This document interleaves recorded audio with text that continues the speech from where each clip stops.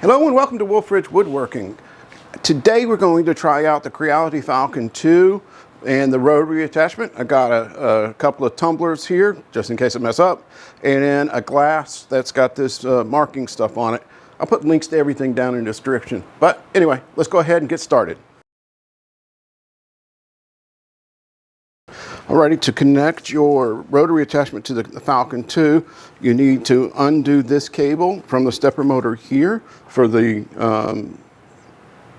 Y-axis, and you're going to plug this into here, and that's all the setup on the machine that you need, besides adding all of the legs that you have with the machine.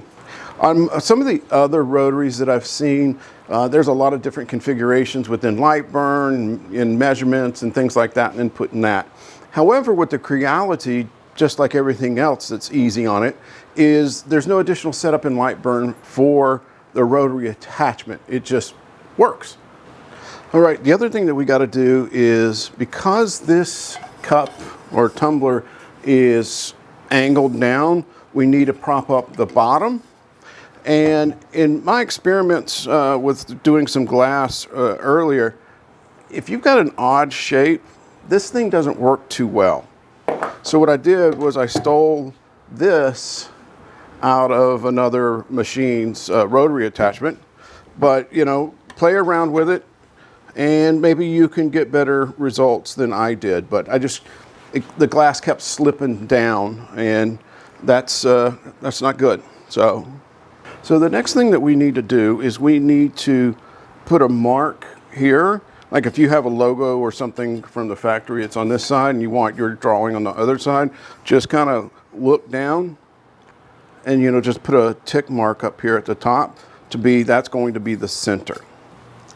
Alrighty, so along with the center mark there, I figured the image size is about 150. So I put a mark kind of like in the center of where I wanted it and added that. So that's the bullseye I'm going for. So now what we need to do is just make sure that this is level. So you're going to put this level on there and then adjust this until that ball is in this, or that bubble's in the center. Okay.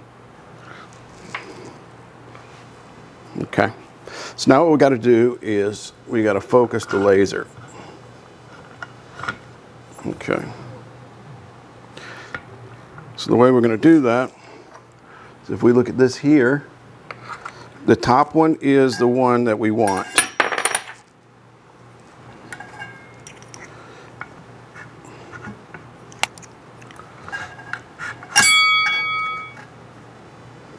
We'll just tighten down. Alrighty, and that is focused. All right, it's hard to see the laser. You couldn't see it on the camera, but it's centered there. And then I can hit the frame button, and it'll go in and frame where I'm going to be. And all of that looks great. So now we're going to go ahead and just get started.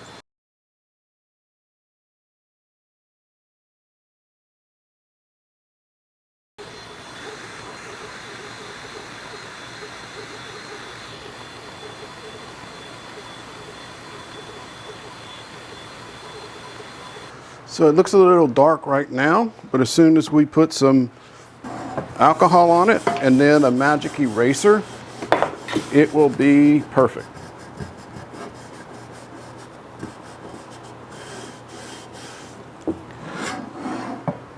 All right, I'm going to take it inside and clean it with soap and water and a magic eraser. And I'll be right back and show you the results. That came out awesome. It's a little bit down further than I wanted it, but it's still, you know, that did a really good job. You can feel the powder coating that came off of that. So that's really cool. So that's just text. Let's try doing some text with a graphic and see how that is. Alrighty, so I've got this tumbler set up just like I did the other one. I adjusted the level, marked the center, and now I'm just going to go ahead and start the burn. It's going to be my two dogs outlined with their names below it. So let's see how this comes out.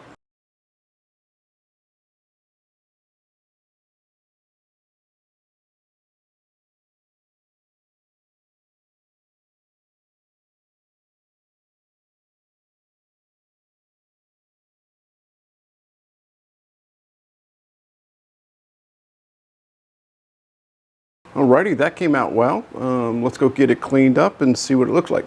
Okay, I think that turned out really well. I think the power's a little high and that's why it's so dark. It should be silver, but actually I kind of like that darker color, but it turned out well. And off camera I did another one for my little Bella that passed away last year. So let's try something different now. Alrighty, so what I've got queued up here is just a regular piece of glass. And what this black thing is that is laser engraving marking paper. You need that on like non-coated metals, glass and things like that, just because it's going to absorb the heat, which will then transfer to the glass and actually mark it. Without that, the laser just goes right through. So same setup as before, except for just I've got that laser marking paper on there.